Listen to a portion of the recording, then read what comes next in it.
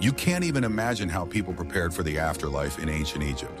Forget everything you were taught in school because you're about to learn the shocking truth. The ancient Egyptians prepared for it not as a tragedy, but as the most important journey of their lives.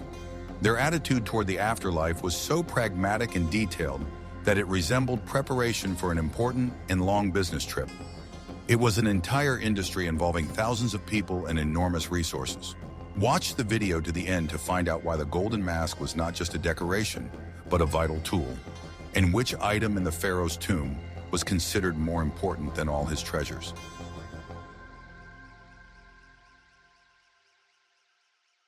I will reveal the most closely guarded secret.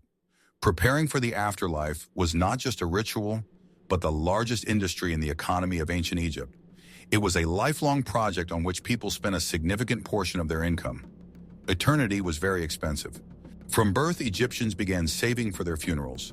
Craftsmen, scribes, peasants, everyone tried to set aside goods or silver. It was more important than buying a new house or expensive clothes. Entire cities such as Deir el-Medina lived off the construction and decoration of tombs. Thousands of stonemasons, artists, carpenters, and scribes worked every day to ensure a comfortable afterlife for the nobility. Their work was in high demand and well paid. There were special workshops that produced sarcophagi, funerary equipment, and amulets. It was mass production, put on a streamlined basis. You could choose a sarcophagus from a catalog, depending on your budget. Priests and embalmers offered a whole range of services. The process of preserving the body could be very expensive, using the best materials, or budget-friendly, accessible to less wealthy citizens. It was a real business with its own price lists. Even the texts for the Book of the Dead were not written individually for each person. There were standard scrolls with blank spaces where scribes simply wrote in the name of the customer. This significantly reduced the cost of producing sacred texts. Contracts for the construction of tombs and the performance of rituals were concluded many years before the expected death. The documents specified all the details in detail, from the quality of the stone for the sarcophagus to the number of professional mourners at the funeral. It was a legally binding deal with eternity. This system created enormous social stratification, even in the afterlife. A wealthy nobleman could afford a luxurious tomb full of treasures and the most complex rituals. The poor, on the other hand, were simply wrapped in a mat and buried in the sand. In essence, the Egyptians invested in their death. They believed that the better they prepared themselves on earth, the more privileges they would have in the afterlife. It was the most reliable investment imaginable. I'm very interested to hear your point of view. What do you think about the fact that access to a quality, eternal life directly depended on financial status? Write about it in the comments.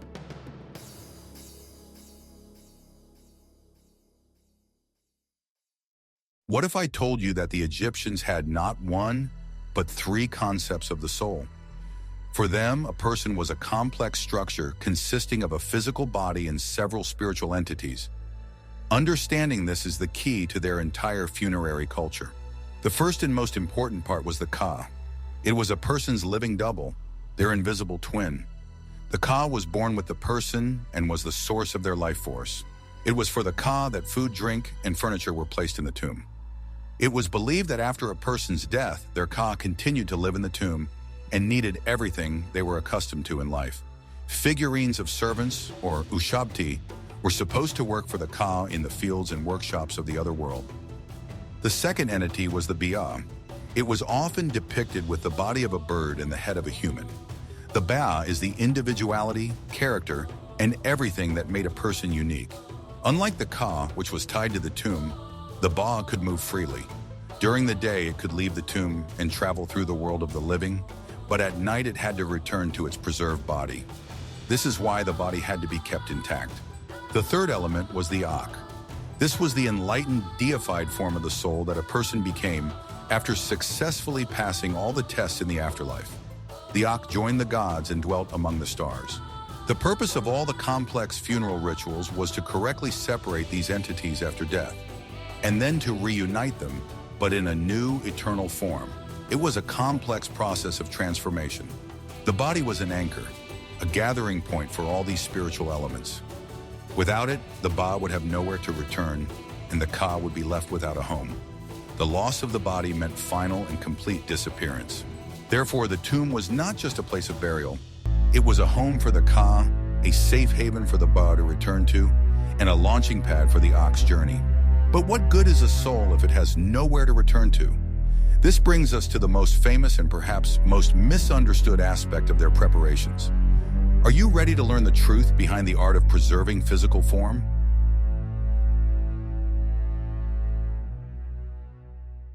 The secret passed down from generation to generation was not medicine, but a sacred ritual. The process we call embalming was not a technical procedure for the Egyptians, but a sacred art. They transformed the mortal body into an imperishable statue worthy of the gods. Everything took place in special workshops called wabet, which means pure place. These workshops were usually located on the west bank of the Nile, in the City of the Dead. Priests with sacred knowledge worked here. The process began with a ritual washing. The body was washed with water from a sacred lake and palm wine. This symbolized purification from all earthly things in preparation for rebirth. Then the internal parts of the body, which could quickly decay, were removed. This was done with great care and accompanied by the recitation of special prayers. The priest believed that in this way they ensured the purity of the future eternal vessel. After that, the body was placed in special natural salt, which was mined in the desert for 70 days. This salt drew out all the moisture, preventing the process of decay. 70 days is the time during which the star Sirius was invisible in the sky, symbolizing a transitional period. While the body was drying, the priest prepared hundreds of amulets. Each amulet had its own meaning: a scarab on the heart for a successful trial, an Isis knot for protection. These amulets were placed between the layers of burial shrouds. Then the long process of swaddling began. This required several hundred meters of the finest linen fabric. Each turn of the fabric was accompanied by the recitation of spells from sacred texts. This process was not simply wrapping, but a ritual recreation of the body. The priests sought to give it a perfect shape, like a statue. They believed that in this form, the soul would be able to recognize its body. Finally, a funeral mask was placed on the face. It was not just a portrait, but an idealized image of the deceased. The mask was supposed to help the soul of Ba recognize its body upon returning to the tomb. The result was not just a preserved physical object. The Egyptians created the Sak, an imperishable, deified body, an eternal home for the soul. It was their greatest work of art.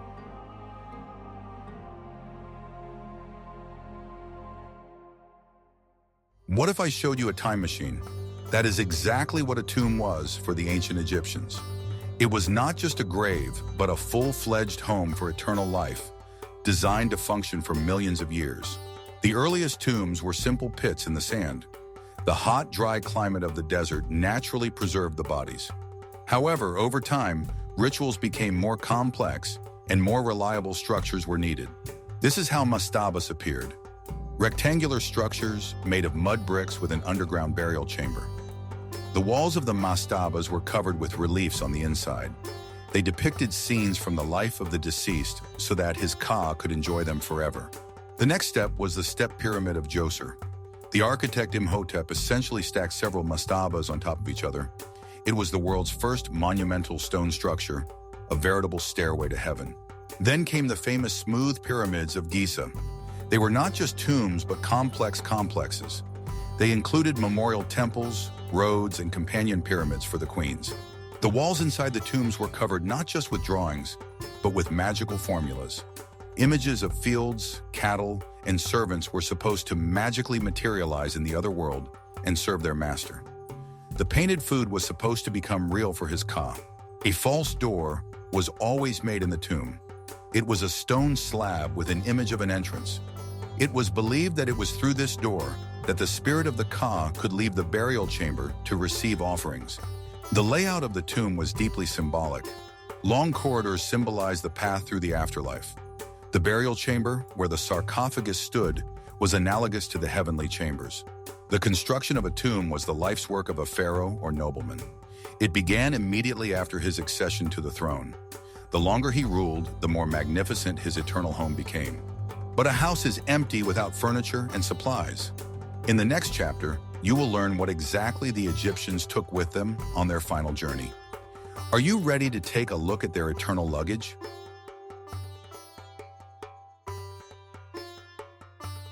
The Egyptians approached the collection of items for the afterlife with incredible care. They believed that everything that surrounded them in their earthly life would be needed in the next. The tomb became a warehouse for everything necessary for a comfortable eternity. Furniture was a mandatory element. Beds, chairs, tables, and chests were placed in the tombs. Often these were the very items that the person had used during their lifetime. Tableware occupied a special place.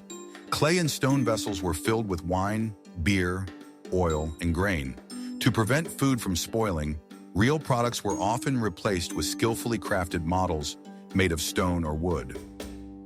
Clothes and jewelry were also an important part of the burial inventory. Sandals, linen tunics, necklaces, and bracelets were placed in sarcophagi. It was believed that one had to look dignified in the other world. Entertainment was not forgotten either. Board games such as Senet have been found in tombs. This game symbolized the soul's journey through the afterlife. Work tools were also placed in the tombs. A scribe was given his palette of paints, a warrior his weapons, and a craftsman his tools. It was believed that professional skills would be useful in the world of the gods. The most unusual items were ushabtis. These were small figurines of people with hoes and baskets. The Egyptians believed that in the afterlife, the gods could call them to public works, and then the ushabti would go to work instead of their owner. The number of ushabti could reach to several hundred. Each figurine had a special spell written on it. It was supposed to revive the figurine at the right moment. For pharaohs and nobles, entire ships or models of them were placed in tombs. It was believed that on these boats, the soul would travel along the heavenly Nile together with the sun, god Ra. This ensured eternal, cyclical rebirth.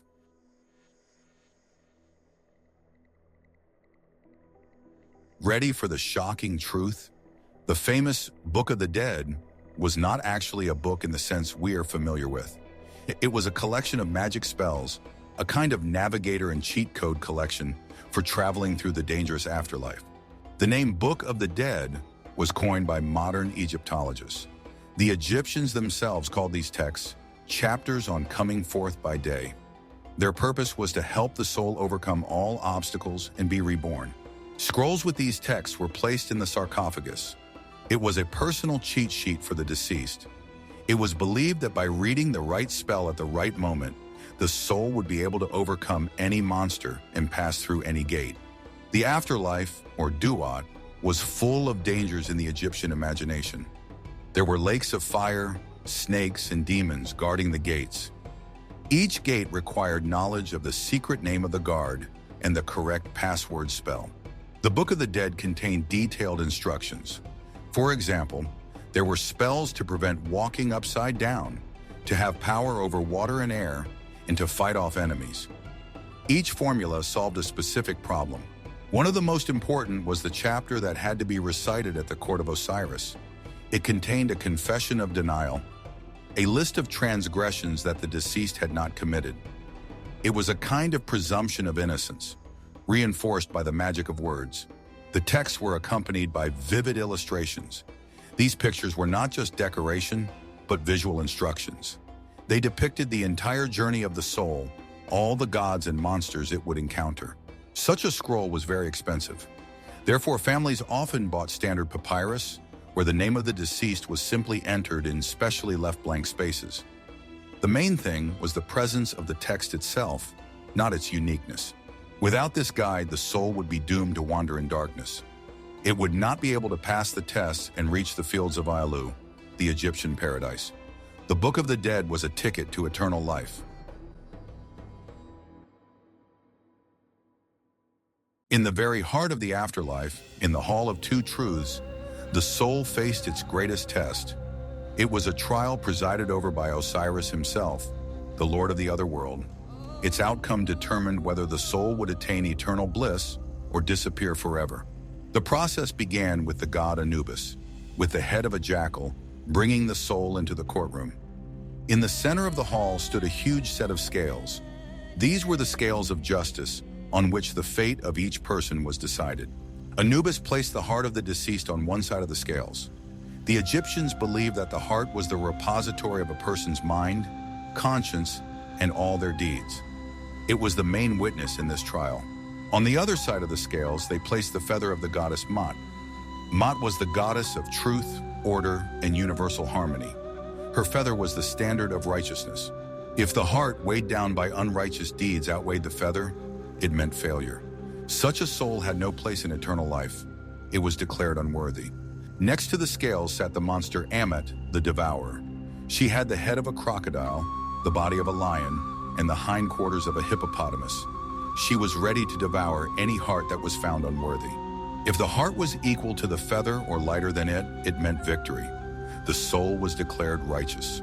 The great god Thoth, with the head of an ibis, recorded this verdict on his pallet. After that, the god Horus, son of Osiris, brought the justified soul to his father's throne. Osiris, seated surrounded by the goddesses Isis and Nephthys, made the final decision. He granted the soul the right to eternal life in the fields of Ialu. The fields of Ialu were paradise in the Egyptian imagination. It was an ideal version of Egypt, where there was always a good harvest, where there were no diseases or worries. There, the justified soul could enjoy peace and tranquility forever.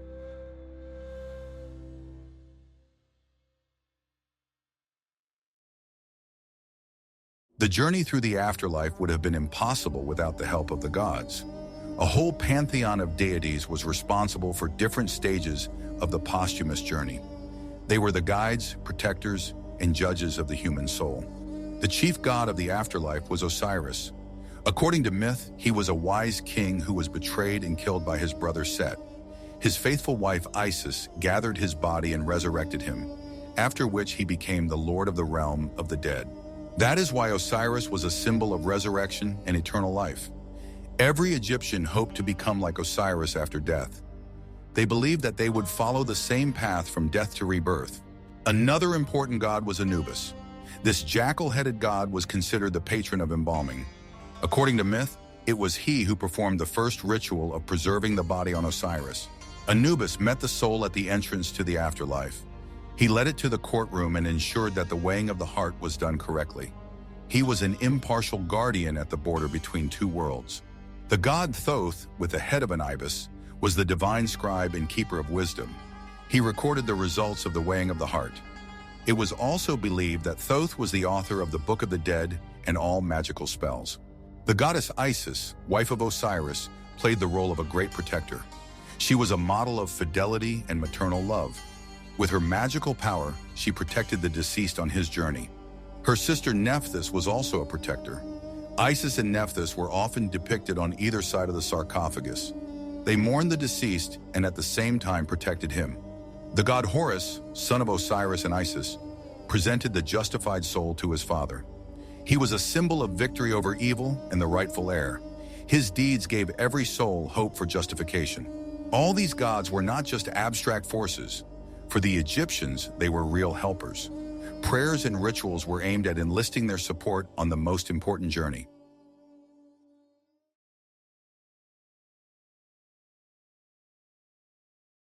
Preparation for eternity did not end with a person's death. Before the tomb was sealed forever, a series of important rituals were performed. They were supposed to activate all the magical mechanisms built into the tomb.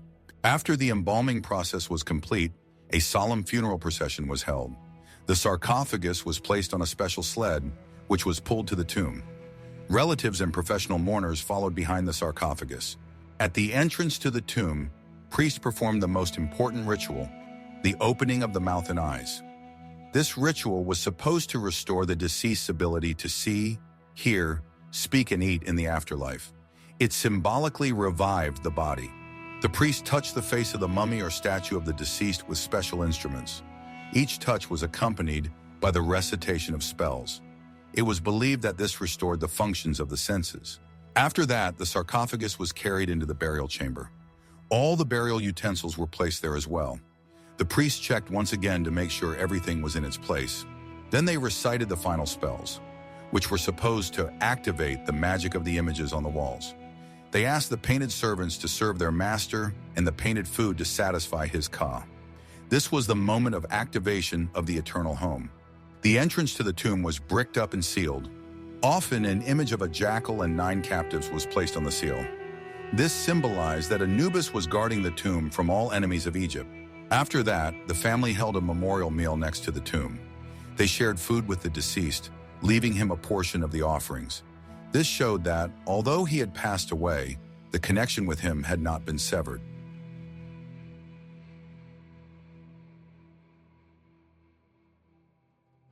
Although belief in the afterlife was universal, not every Egyptian could afford preparations similar to those of the pharaohs. The cost of eternity depended directly on social status and wealth. The paths to the afterlife were very different. The pharaoh, considered a living god, prepared for the afterlife on a scale that was inaccessible to anyone else. His pyramid tomb was a project of national importance. Its construction took decades of labor and resources from the entire country. The pharaoh's sarcophagus was made of precious materials, sometimes pure gold. His burial chambers were filled with thousands of items, from war chariots to golden thrones. His Book of the Dead was a unique work of art. High officials, priests, and nobles built tombs for themselves in the rocks of the Valley of the Kings or in necropolises near the pyramids. Their tombs were smaller than those of the pharaohs, but also richly decorated. They could afford high-quality embalming and a full set of funeral utensils. Wealthy craftsmen, merchants, and scribes also tried to ensure a dignified eternity for themselves. They ordered stone sarcophagi, standard papyri with spells, and several dozen ushabti figurines. Their tombs were more modest but contained everything they needed. Simple peasants and workers could not even dream of such luxury. Their families could not afford the expensive embalming process. Therefore, simpler methods of preserving the body were used for them. Often they were simply dried in salt and then wrapped in several layers of cloth or a mat. They were buried in simple pits on the outskirts of the necropolis. Instead of a sarcophagus, a simple wooden box was used, or they did without it altogether.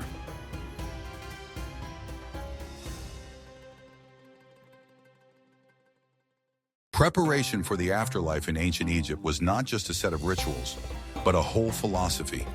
It permeated all aspects of their culture, from art and architecture to economics and ethics. Their civilization was literally built on the foundation of belief in eternal life. We can see that the Egyptians were great pragmatists. They approached death as a complex engineering task, striving to think through and secure every stage of the future journey. Their tombs and rituals are not a monument to the fear of death, but to an incredible will to live.